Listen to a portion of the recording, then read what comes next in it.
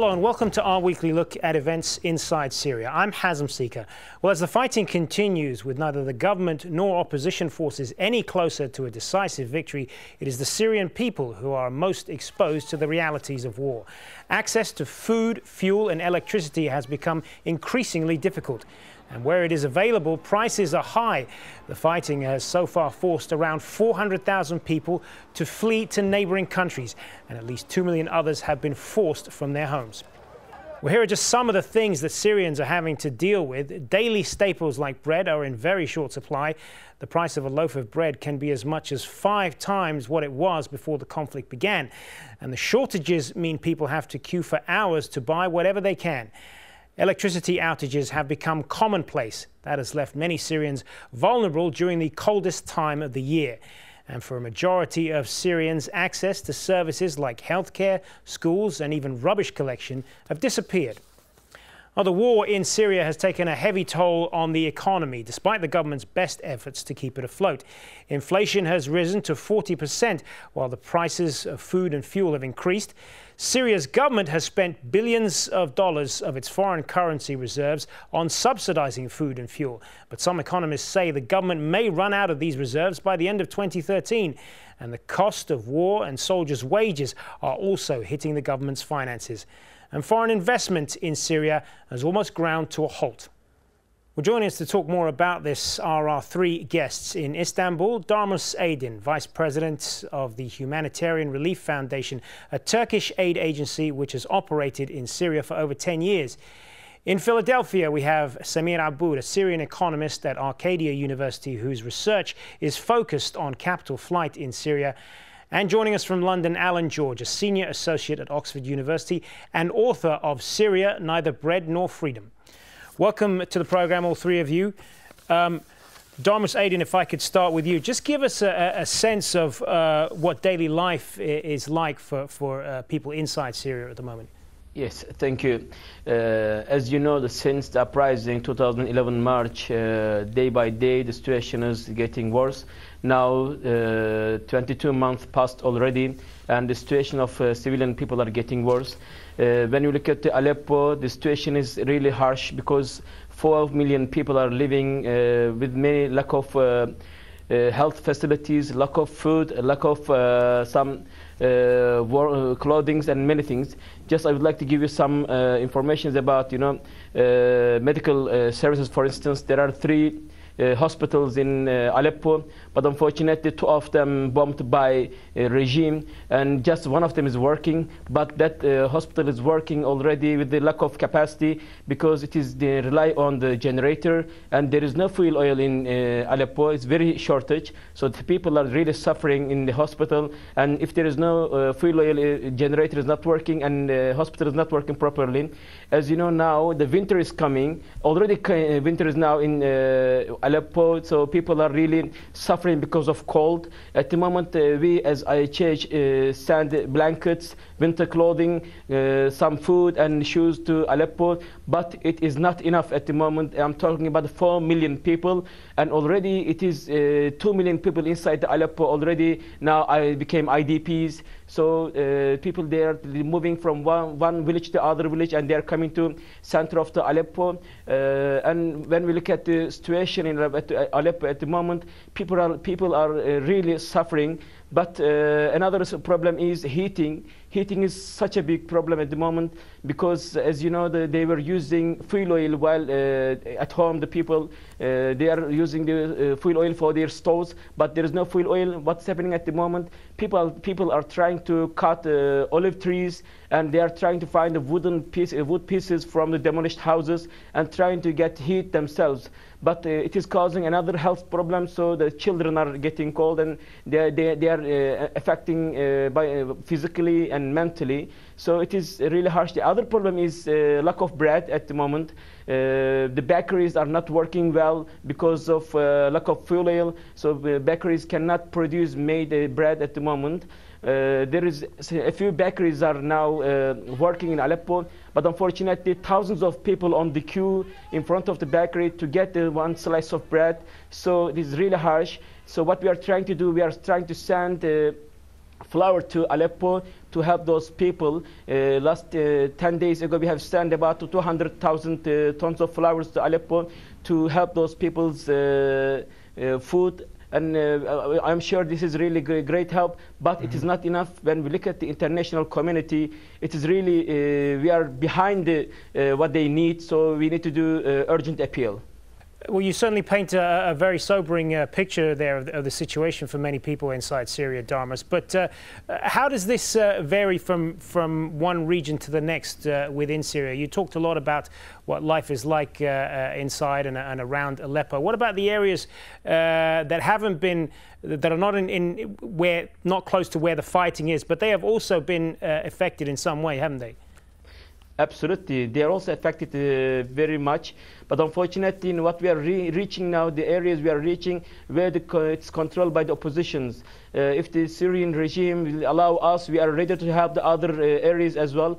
I'm sure, you know, according to coming news from the Syria and the other areas of the Syria, the other cities also suffering from that, and thousands of people now moving from one village to other village, and they're coming to other cities. So conditions are really bad. Samir Abboud, this conflict has affected, as we said, Syrians from all walks of life, and clearly the poorest people have been the worst hit. But even if we talk about middle-class groups as well, and those that aren't close to the fighting, all of this has had a knock-on effect, hasn't it? And I know you as well have a personal connection to what's going on there. Absolutely. You know, we can't speak of anyone in Syria being immune from the conflict, whether it's the upper classes, the lower classes, or indeed the middle classes. The middle and upper classes, actually, many of them have the resources to leave the conflict. And so they've gone to places like Turkey, like Lebanon, Jordan, and in some cases they've come to the West to be with family. But the overwhelming majority of Syrians, as my colleague in Istanbul was mentioning earlier, have been internally displaced and simply don't have the resources you know, to find things like shelter or to leave the country.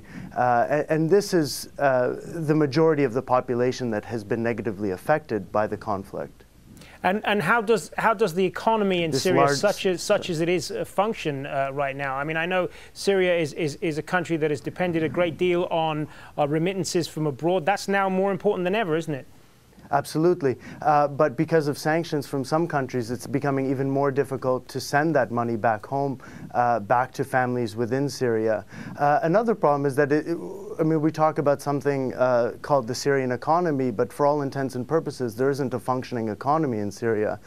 There's a kind of mosaic of economies, if you will, depending on whether you're in an opposition-held area or in a regime-held area. There are, of course, differences between access to services in rural areas or urban areas. And what we see is a kind of stranglehold, if you will, in those areas, a stranglehold placed by the regime in those areas that are under increasing opposition and rebel control. So electricity is cut off in those areas, access to food, roads, distribution networks, all of these things. So the situation in the country as a whole is quite dire, but the situation is even worse in areas like in the northwest that are more controlled by the opposition forces.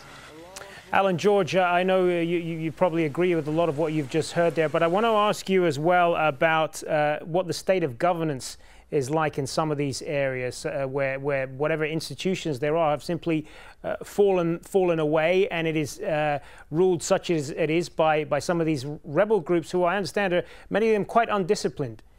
Well, that's absolutely right. I mean, Samir talks about a mosaic of economies, which I think is a very apt description. Likewise, there's a mosaic of control, a mosaic of political systems. When one talks about the opposition or the rebels, it's not a single coherent picture at all.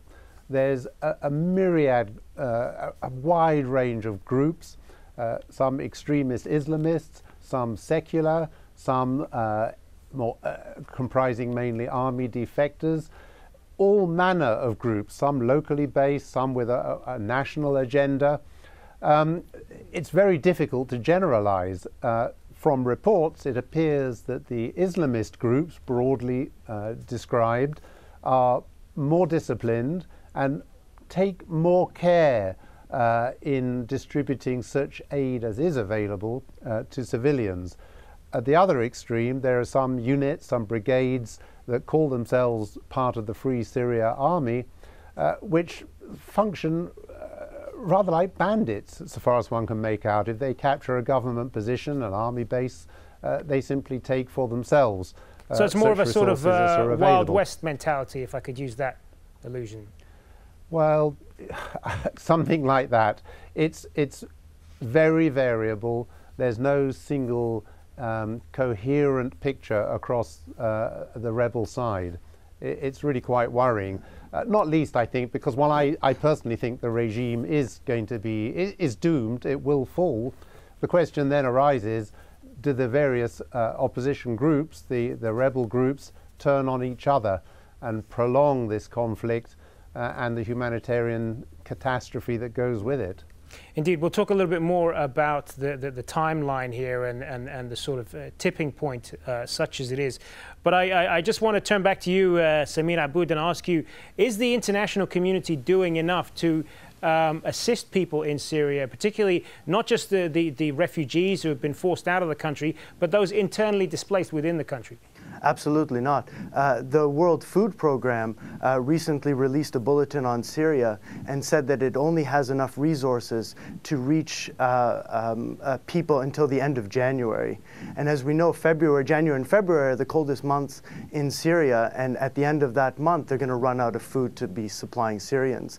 The other problem is that many of the charitable organizations or NGOs or many of the humanitarian organizations working on the ground only have the capacity to affect hundreds, maybe thousands of Syrian lives, when what is needed is a capacity to positively impact, to help hundreds of thousands, millions of lives. And the resources simply aren't being directed to those organizations to help with basic things like food packages, shelter, things of that nature. Also, there's a lot of geopolitics here at play. Some money is being funneled into countries like Turkey and Jordan, but not to Lebanon, which is also housing or is also now home to as many, if not more, Syrian refugees than there are in Turkey. So I think that this this idea that aid will, and although I agree completely with what Alan was saying about the kind of differential landscape of the political authorities throughout the country, I think that's a cop-out, if you will, to not direct the kind of aid that is needed from the international community into humanitarian assistance into the country. Durmus Aydin, as someone who represents one of these aid groups, what are the biggest challenges that you're finding in getting the much-needed aid to people there? Is it a logistical challenge? Is it supply lines? Is it that the aid from a place like Turkey just isn't coming in the first place?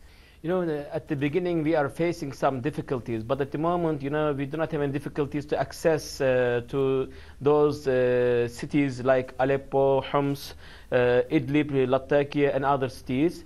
But what we are facing is, because at the moment, for instance, in Hama, there is a huge clash between opposition groups and regime groups. But at the moment, just now, right now, the thousands of people now moving from Hama to other areas. So we don't know what we're going to do for those people. As Mr. Samuel said, you know, just a few organizations on the field, not many organizations, unfortunately, their capacity is not very much. So what we need is we have to combine all of them and then to do something for those people. The millions of people we are talking about. So needs are huge, but what is done in the field is not enough. All right, let's talk a little bit more about the tipping point here, such as there is one at this point. Alan George, Russian President Vladimir Putin was telling European leaders this week that it's not seeking to protect Assad and that only a negotiated solution can end this conflict. But as rebels continue to make gains across the country, that outcome looks increasingly unlikely, doesn't it? I think that's right. I mean, the Russian position has changed rather subtly. The past days, for the first time, one is hearing the Russians saying almost, we accept that this regime is doomed. They haven't said that, but that's the implication of what they're saying. Up to now, they were simply firmly with the regime. The opposition, for various reasons, seems to have turned some sort of corner in the past couple of months. They seem to be making gains on a quite significant scale. It still doesn't mean that the end is going to be very soon, the end for the regime and the end of the conflict. I think this is a very resilient regime, much more so than many predicted. And as I mentioned earlier, there is still a potential for clashes between the various opposition groups. So I think it would be wrong to think that the conflict is on the point of ending. And I don't think there's going to be any negotiated political solution. This is a regime that's going to fight to the bitter end, I'm afraid. Samir Abboud, is that how you see it? Unfortunately, yes, I agree with Alan. I don't think that this is this isn't a problem that has a clear solution. It isn't a problem that has an immediate solution in the short term. And I think that whenever there is a kind of withering of the regime, if you will, or a collapse, I think that's only the beginning of many of the security, political, social, and economic problems that Syrians will face over the next generation. Durmus Aydin, I want to ask you about the reports this week as well from NATO saying that the Syrian government has continued to target rebel areas with these Scud-type missiles, and we understand as well that they have a lot of defense set up in neighboring Turkey. Secretary General Anders Fogh Rasmussen calling the attacks the acts of a desperate regime approaching collapse. Is that how you see it as well? You see, just I would like to speak about the civilians. At the moment, you know, just I was speaking, before I came here, I was speaking to my friends. What they were saying is, you know, the regime, just they were bombing Aleppo, especially in the evenings, randomly. So the many civilians are really targeting, and the numbers of the casualties are increasing, and then the number of people who are passed away is day by day it's increasing. So it is unacceptable, you know, it is totally like causing the human life at the moment. Alan George, obviously when you're talking about Syria, and as we have done for several weeks now, the danger of this descending into some type of sectarian conflict is never away from the main discussion. A lot of minorities like Druze, Christians, and Shia fear for their freedoms with the growing influence of some of these Sunni Islamist hardline fighters that you talked about earlier. Is that a justified fear? Well, it's more than a fear. I'm sorry to say, it's become a reality to a very great extent. People increasingly on all sides are defining themselves by their ethnic and religious groups. It's the fear of it happening which actually makes it happen as much as anything else.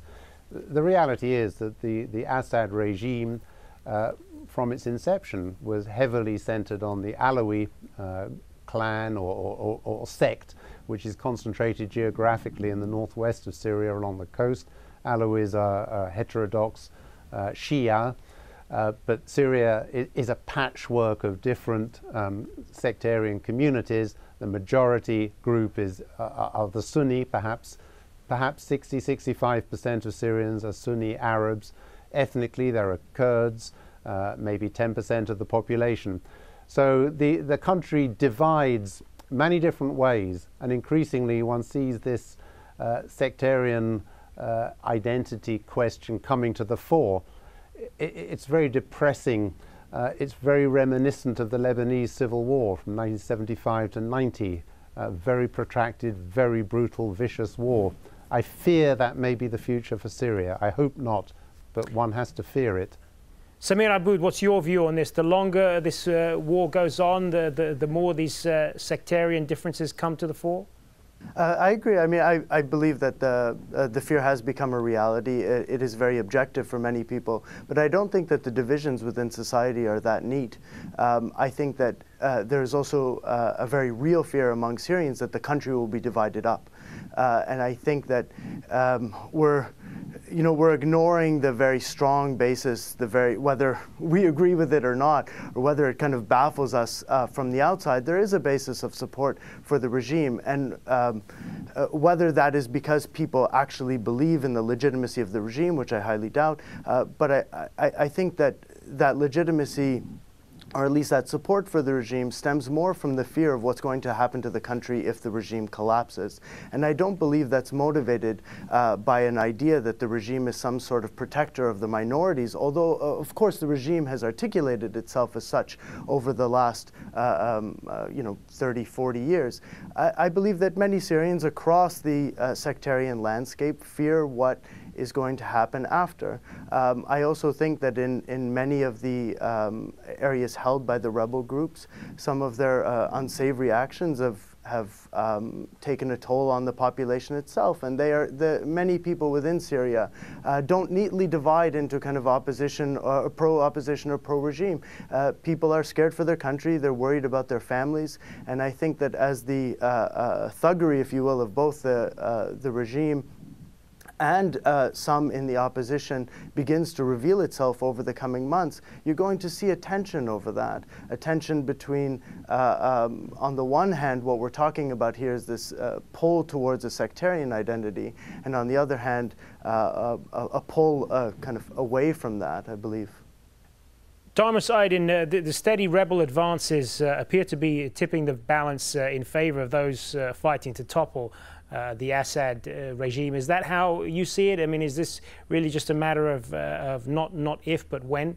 No, it's not a matter of time or something, because as the other attendees said, we don't know what will happen after the Assad regime's collapse or something, It is, and we are thinking what will happen then. But as IHH and as a humanitarian relief organization, what we are focusing is now what's happening at the moment.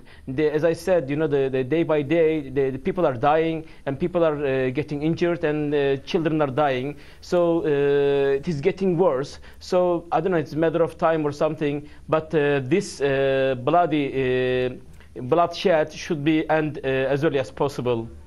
Alan George, I'll give what's probably going to be the last word to you. How do you see this playing out then over the next weeks and months? I think the regime will gradually, perhaps sooner rather than later, but will gradually lose what control it has. I think the fighting will escalate into the centers of the two main cities, Aleppo and Damascus. Central Damascus so far has been relatively unaffected. I think the regime will ultimately fall in a matter of months.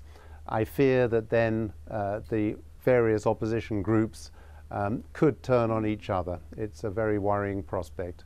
Samir Abboud, what's your view on this? Is this likely to meet a very messy end, one way or another? Unfortunately, I'm certainly not willing it, but I have to agree with Alan's assessment that when the fighting does reach the central areas of Aleppo and Damascus, that will likely mean the kind of totalization of violence throughout the country, and it's likely, given the incoherence so far of the rebel groups and their inability to coordinate, their inability to get along, if you will, that it's likely that there will be continued fighting after the regime collapses, and that fighting will be over questions of political authority and questions over governance.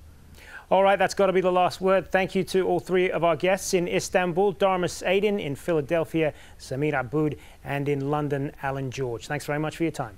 And thank you for joining us. A reminder, you can find extensive coverage and reports on the conflict in Syria on our website. That's at aljazeera.com, where you can also view this and other programs on Al Jazeera. For everyone here, I'm Hazem Sika. Goodbye for now.